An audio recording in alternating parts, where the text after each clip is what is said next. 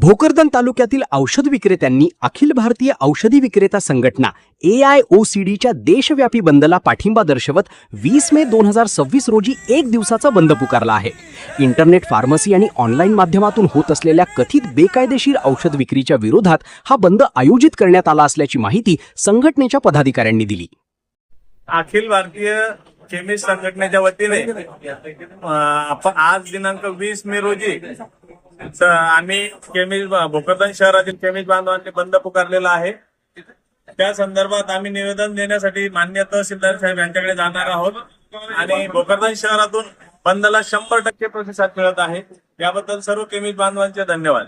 संघटनेच्या निवेदनानुसार केंद्र सरकारच्या GSR 817E दिनांक 28 ऑगस्ट 2018 तसेच GSR 220E दिनांक 25 मार्च 2020 या अधिसूचनांच्या माध्यमातून ऑनलाईन औषध विक्रीला प्रोत्साहन दिले जात असल्याचा आरोप करण्यात आला आहे। या प्रकारामुळे पारंपरिक औषध विक्रेत्यांच्या व्यवसायावर गंभीर परिणाम होत असून ग्राहकांच्या आरोग्याशीही धोका निर्माण होऊ शकतो अशी भावना संघटनेने व्यक्त केली आहे। या संदर्भात अनेक वेळा संबंधित मंत्री, प्रशासनातील वरिष्ठ अधिकारी तसेच शासनाकडे निवेदने देऊन प्रत्यक्ष भेटी घेण्यात आल्या, मात्र शासन आणि प्रशासनाने याकडे सकारात्मक दृष्टिकोनातून पाहिले नसल्याचा आरोप करत अखिल भारतीय औषधी विक्रेता संघटनेने देशव्यापी बंदची हाक दिली आहे।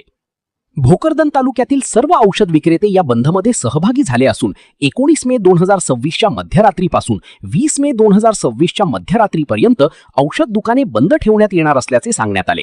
मात्र बंद काळात नागरिकांना कोणतीही अडचण निर्माण होऊ नये यासाठी अत्यावश्यक व आपत्कालीन सेवांसाठी औषधे उपलब्ध करून देण्यात येतील असे संघटनेने स्पष्ट केले आहे।